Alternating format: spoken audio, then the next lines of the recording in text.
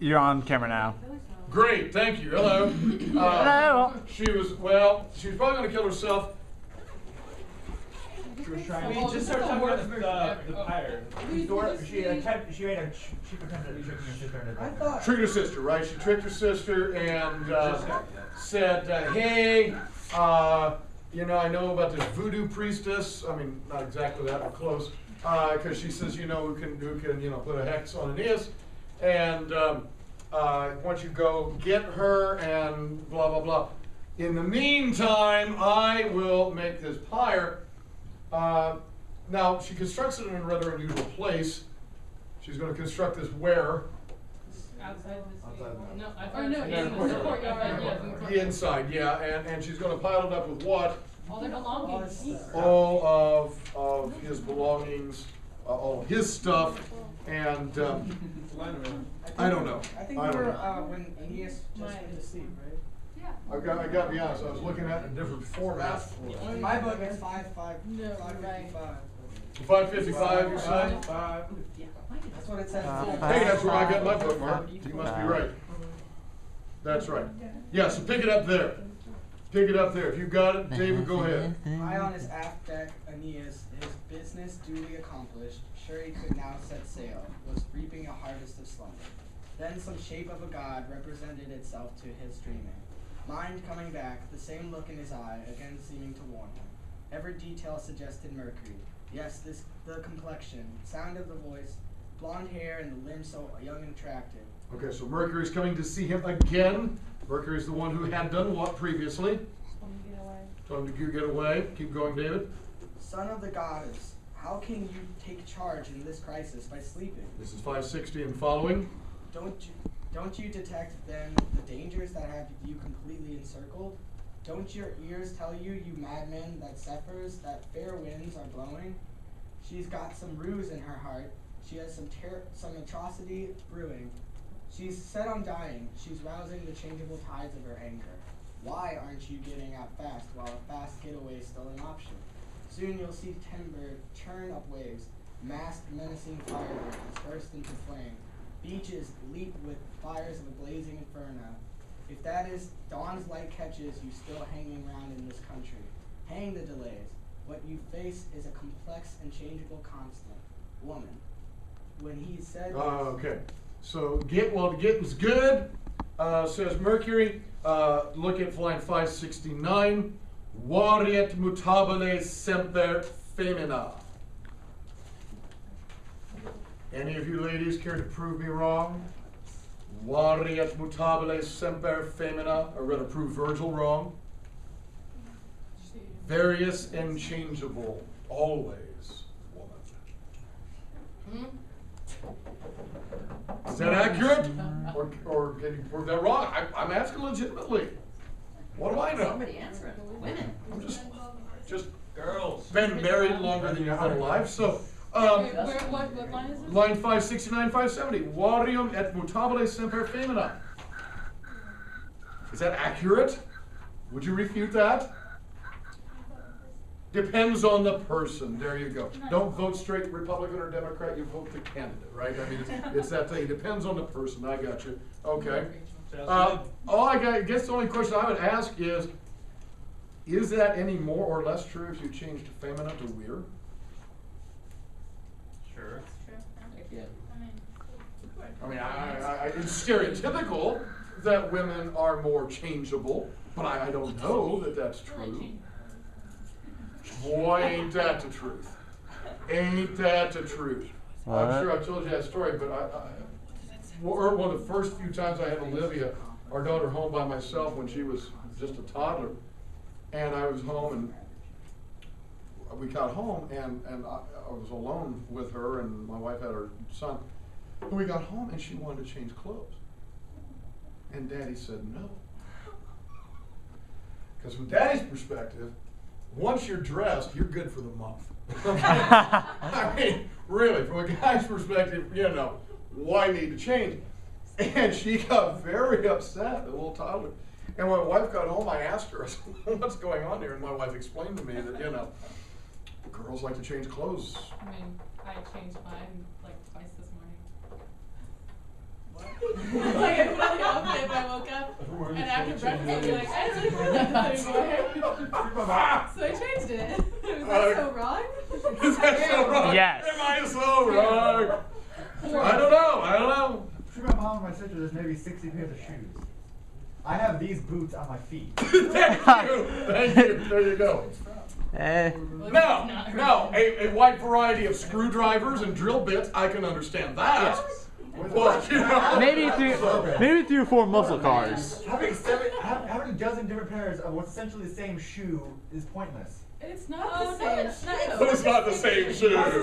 My sister literally has 8 different pairs of tennis shoes. That's like video games. Hey, why do you own all those video games? Oh. Now that makes sense though. Different video games. Oh, but like they're all No, like Call of Halo, Duty, Call of Duty, Madden. Call of Duty. It's like saying Call of Duty. Okay, Call of Duty and Madden are not the same thing. No, yeah, they are. It's like all violent. League of Legends. Christian. I'm saying it's the same, as in it's A the sport same game. war. It's just a different. It's just a rehash. Yeah, It's like Madden goes on for how many seasons? franchise games here. Okay. Yeah. The same for one game the same character. Fine, move on, new reader. Line 571 and following. Then, truly Aeneas. Okay. Then truly Aeneas, terrified by these. On the instant, Aeneas appalled with a sudden phantom, tore himself from sleep and roused his comrades. Hasten, friends, awake and seat ye by the thorns. Linger not but unfurl the sails. Lo, once more a god sent from high heaven urges to make speed and flee and to sever the twisted cables. O Holy One above, whosoever thou art, we follow thee and again obey thy mandate with gladness. O be thou with us. I pause there. I want everybody to look at line 577. We got to talk about this. I was just having this conversation with Mr. Cohen the other day, the Hebrew teacher, about register.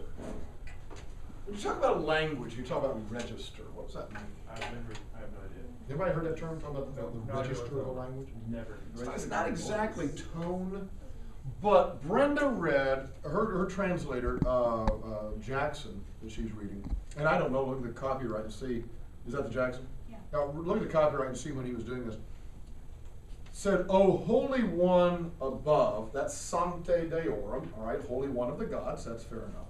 Quisquis es, literally whoever you are. Jackson rendered that as whosoever thou art. Okay. I get you. 1921. Now, O Holy One of the gods, whoever you are. O Holy One of the gods, whosoever thou art. What's the difference? One sounds more Archaic formal. language. One sounds more formal, one sounds a little bit more archaic. One They've- sounds very casual, informal. Whoever you are. It almost sounds like Jersey. You know, whoever you are, right? You know, I don't know who you are. It You all flows kind of want very. to get it from me. It you know? flows very well with the O. As opposed to whosoever thou art. Now, they're all legitimate translations of quisquis es, but the difference is register. The one is a very high formal register, the other is very colloquial, casual, With using informal. the yous and these. Remember how they would like use the, or who was it? Cicero would use the yous instead of yous. Is that? That's just a difference of what we call orthography in making the letter shapes. That doesn't necessarily reflect. Now, no, I know what you meant as archaism. Yeah. Yes. Because sometimes, as you've noticed, Waney or Waney, that kind of thing, that's just orthography. The U and the V is really the same basic letter. You were talking about, he had the gerundive copiundi as opposed to copiendi, actually that was Salus, who had the U instead of, the older archaism to try to convey, that higher register. Yeah, Okay. that's well remembered. Okay, keep going. O be thou with us, graciously prosper us, and light the sky with kindly stars. He said, snatched his sword lightning, like from the scabbard, and smote on the halter with naked steel. Incontinent one, and I'll cut the fire. With eager hand and foot they quitted the beach, and their galleys hid the face of ocean, as zealously and they tossed the spray and swept the blue.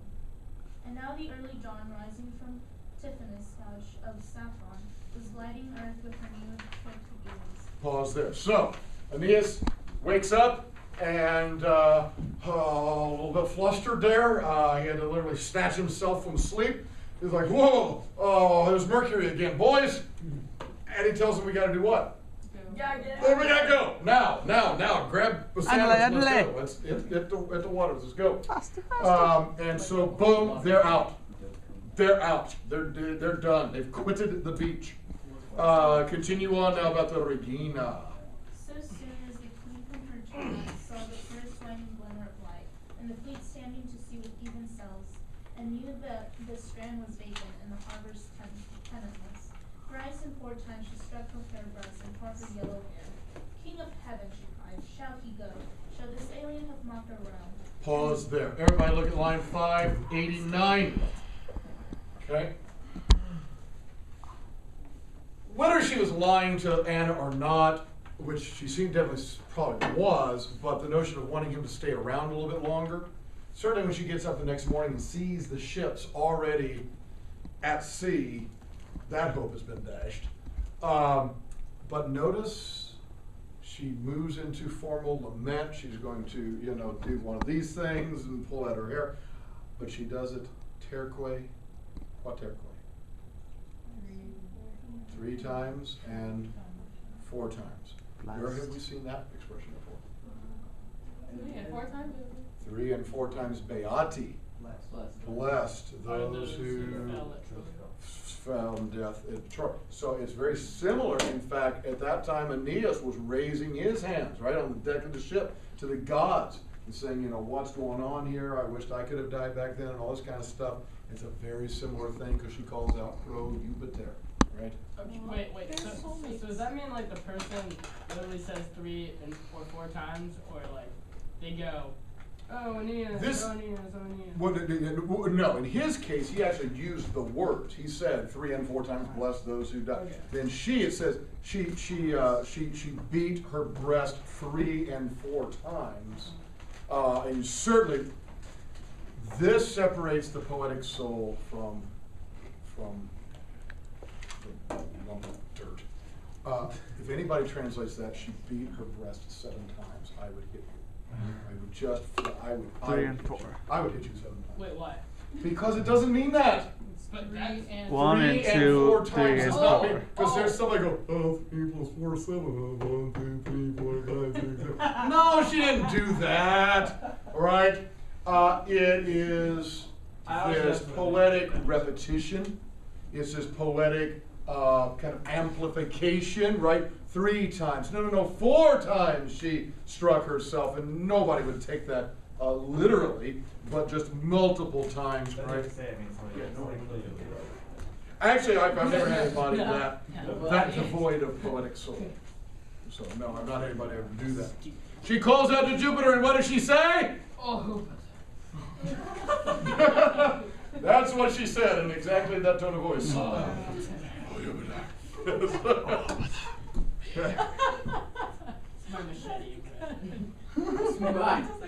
Imagine this awful vision of Is she actually blonde hair? What? I like. It says gold hair / blonde hair. Does she actually have blonde hair? I thought she had like black hair. Where's it say that? And pour her gold It says hair. in mine too. Yeah. So what? Damn, I didn't know they had blonde hair people at that part of the world. I thought like strictly like England and like Germany. Well, like Rome right is the now. most No, Helen supposedly was, so was Achilles.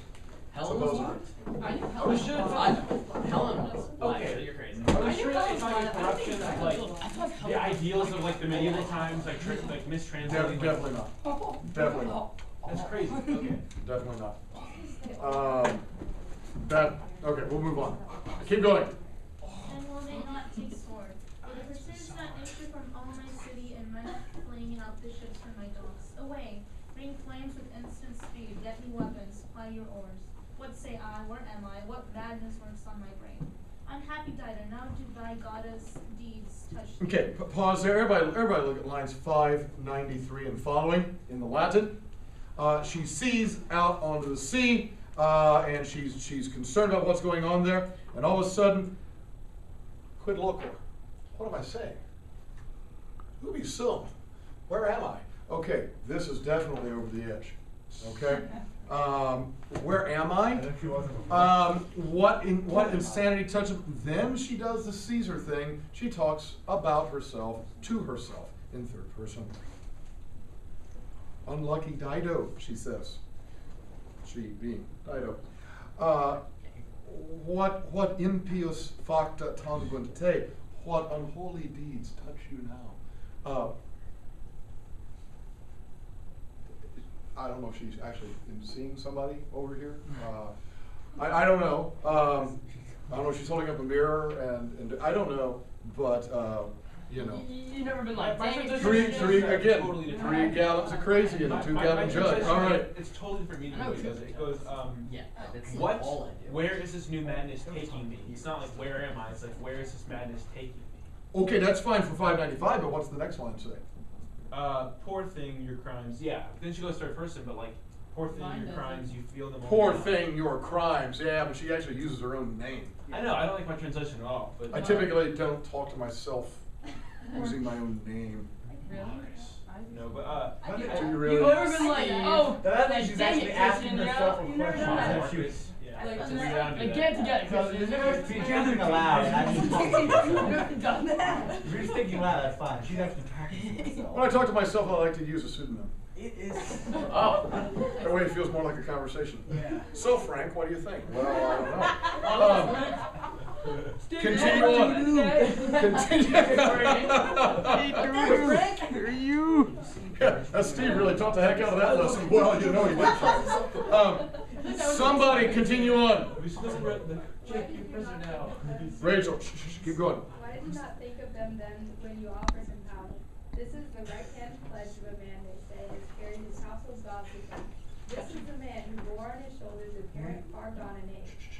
Why did I not scatter his mangled corpse on the waves and slaughter his comrades and place the boy Ascanius as main dish for a banquet upon his father's table? Okay. Oh. Okay. Oh my Jesus gosh. Okay. Wow. This is the same lady who said, why couldn't I have had a little you who could have, run pitter-patter through the palace and reminded me of you. This is the same lady that had kind of had Ascanius on her knee and said, oh, you look like daddy. Now she's saying, why didn't I throw his mangled corpse to the waves and feed him his son in a pie? That's crazy. I mean, that's Medea level. Yeah. Hell hath no fury, says Danielle. Yes. That's a bump. Medea was just killing him. She's feeding him. No, that's that. Tantalus. Tantalus and Atreus. The house of Atreus was cursed because of Thyestes and Atreus had that thing going on. So why didn't I feed him his son when I had the chance? Keep going, Rachel. The result of the fight was doubtful. It might have been. Yet whom I had to fear on the brink of death. I might have flung torches into their camps. I might have filled their holes with fire and destroyed both son and father, with all their race, and myself besides. O son, who light up with your flames on the works of earth, and Juno, the cause and the witness of all my sorrow. You are who howled at the Hecate by midnight, at crossroads and avenging furies and gods. O dying Elisa. She's talking about herself now. Alyssa's another name for Dido.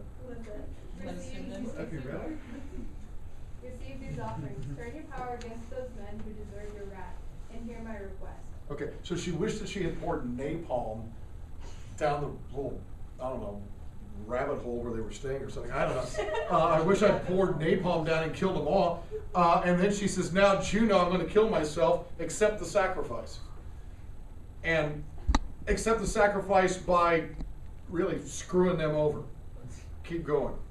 If that unspeakable man must come to port and touch the land, and if the fates of Jove demand it, and this is the goal, firm fixed, that harassed by people audacious in war, exiled from his lands and torn away from rulers, embrace, let him beg for help and see his kin dying unworthily. Nor when he has made a shameful peace, let him enjoy his reign or the light of life. Let him fall untimely and lie unburied in the midst of the sand. Line 620. Okay, she says, but First choice, burn him to death. However, if that doesn't work, if he really is fated to have his, kingdom in Italy, let all of his people die. And let him not live long after he's gotten his kingdom, and let him not be buried. Okay, this is voodoo doll. This is definitely dist X, yeah. Could one of the purposes of this part of the book been to make it like a mystery kind of is he gonna live or die? Like when he makes it there, is Dido's curse gonna play out in the end? Like could that have been like a purpose of Certainly, I think because he is going to encounter a lot of stuff. And yeah, I think that's there. Of course, this is all mythological or legendary undergirding for what historical relationship? Romans or Romulus and the gods? Oh, You're right, Romans and the Carthaginians. Oh. The Romans and the Carthaginians. So that implacable hatred, you've got Hannibal's father taking young Hannibal when he was a boy to the altar and making him swear eternal hatred of the Romans. So you've got a long history of this kind of really dramatic hatred, and now you're getting your legendary foundation for it. Okay, keep going. I pray for this. I pour this last word forth with my blood. Then, O Tyrians, exercise hate towards this race and posterity and give There it is. this reward to my ashes. Let there be no love, no treaty between his people and ours. Let some avenger arise from these bones of mine to harry the Dardan settlers with fire and sword, nor in future, wherever they grow to strength. Let shore be opposed to shore, our waves against theirs, our arms against theirs. Let them and their offspring fight. She spoke and turned her attention in every direction, seeking to break away as soon as she could from the hated light. Then briefly she spoke to Barke, the nurse of Sisyphus. This is Sychaeus. This is her husband. Dead husband. For black ashes said their own nurse in their natal earth. Dear nurse, fetch my sister. Tell her to hurry and sprinkle her body with river water. Bring breasts and beasts and appointed atonement gifts. Thus let her come and bind your own brows with a holy filling. The rites of Stygian Jove I have duly prepared. I shall complete them and thus put an end to my troubles. Commit to the flames and fire which holds the life of the Trojans. So she spoke, and the nurse quickened her age step and eagerness. All right, pause there. So she is definitely resolved to die now. She's going to guarantee Juno's curse with her own sacrificed blood, her own sacrificed life. And she tells Sychaeus' nurse. Now, there's kind of you're going to get Aeneas' nurse referenced in book 7. Remember Odysseus' nurse, when he comes back home, she's the one, even when he's dressed as the old beggar, it's Odysseus or Ulysses' nurse who recognizes a scar on his leg and then recognizes her old master for who he is. So this is kind of a stock character, the nurse of some prominent man. So her husband's nurse had followed them to the new land, to Carthage. And so she says, go tell my sister, get everything ready. I'm going to sacrifice, of course she doesn't say what, and we're going to really put the hex on Aeneas. Continue on. Tribita equiptis in manibus efferedido. Somebody. But Dido, trembling and frantic with her dreadful design, rolling bloodshot eyes, her quivering cheeks flecked with burning spots, and pale at the imminence of death, bursts into the inner courts of the house, climbs the high pyre in a frenzy, and unsheathes the darting sword, a gift sought for no such purpose. Then as she saw the Trojan guard in familiar bed, pausing a while in tearful thought, she threw herself on the couch and spoke her last words. O relics once dear, while God and fate allowed, take my spirit and release me from my woes. My life is done, and I have finished the course that fortune gave. And now in majesty and my shade shall pass beneath the earth. A noble 655. A noble city I have built. My own walls I have seen, avenging my husband. I have exacted punishment from my brother and foe. Happy, too happy, but the Dardan needles never touched our shores. She spoke and burying her face in the couch. Let's stop there because that's where your homework picks up. Okay, So she is now ready to do the deed and commit suicide here. Let me say this, and I'm still fooling around with what we're going to do next semester.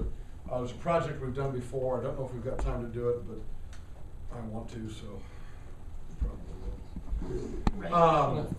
It has to do with Virgilian influences on art.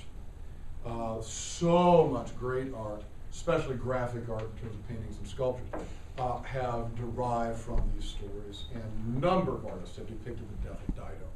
It's just a very, very common story for artists to portray. Pick it up here, put your text away, only have your Latin out. Dixit! She said, and having impressa os toro, having pressed her os, her mouth or her face, the os can very often be synecdoche for the face, having pressed her face in the toro, in the bed or in the couch. So she has got set up by this area, she's got this couch, and she got, you know how you do. Well, Coop, for example. How many times have you gone home and been upset because Mr. Perkins has hurt your feelings, and you've gone into your room, you've thrown yourself on your bed, you've grabbed that pillow, buried your face in it, and cried your little heart out? About seven times? Yeah. That's happened a lot. That's what she does, right? Having buried her face in the couch, she says, Moriemer in nultai, said Moriamer. Now here's a case where grammar is really important. Okay? Think about swim tag. You keep coming back to this. This is 559, 560. 659, 660. This is, remember swim tag. Sound, word, order, imagery, meter, tone, allusions, and grammar.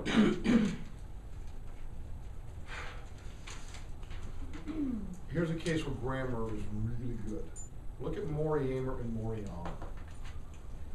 If I tell you this verb is morior, mori, mortuus, what conjugation of a deponent verb is that? Maybe we should look at it. It is morior, mori, mortuus. What conjugation is that? I know it's first person. Well, it's a deponent, obviously. Oh, is it third?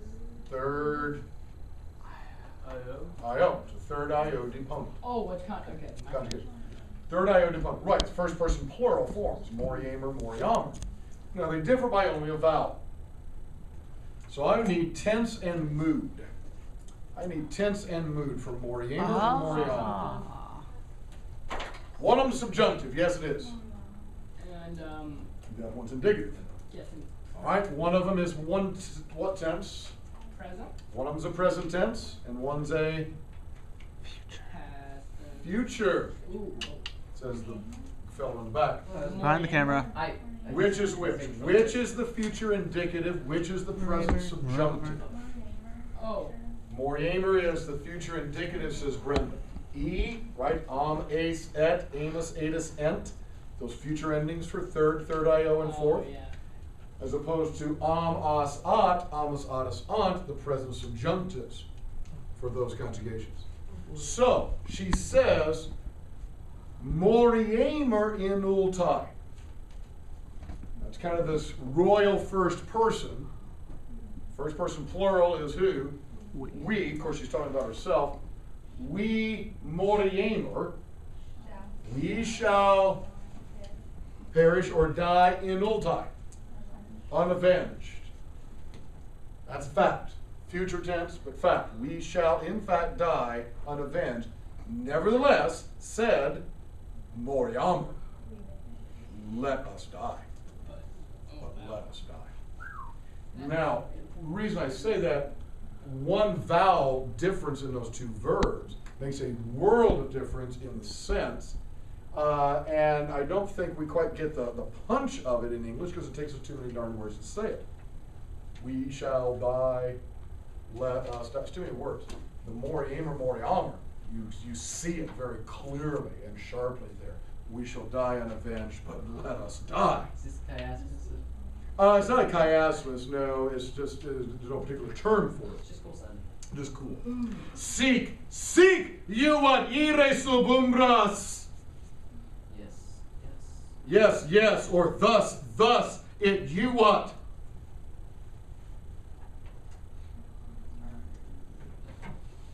Olem et haik memenisse yuabit, said Aeneas back in book 1. Help. Yep, help. Remember that famous line. Olem et haik, memenisse yuabit, same verb, yuabit, yuat, right? Aeneas says to his men when they're on hard times, he says someday it will yuabit, it will help to have memenisse, to remember even hike, even this. Guys, you gotta buck up, right? He says servate animam secundis, right? Preserve your spirit for things that are to come. She, confronted with similar difficulties, she says it helps to ire subumbras. Go to the dark. To proceed to go under the shadows. She's not going to stick it out. She's not going to tough it out. She says it's the better thing to do is to die. Okay? Thus, it helps. It is pleasing. It's a good thing to go under the shadows. Haurian hunc oculis ignem crudelis ab alto Dardanus. Let that crudelis Dardanus, let that cruel Trojan, that cruel Dardanian, let him hauriat. Let him drink the ignem, the fire with his oculis, with his eyes from the alto, from the deep. While he is out on the sea, let him see and perceive my funeral flames leaping up into the sky. I want him to know that he's the cause of my death. Let him drink it in with his eyes. Because hauriat is also what tense and mood. Also subjunctive. Present subjunctive. Okay, we got a little jussive subjunctive there. Jussive, third person present subjunctive, not in a clause. There's the let or may. Let him, may he. Okay. Et nostrae secum ferrat omnia mortis, and let him ferrat. Let him bear cum se, reversed by anastrophe to secum.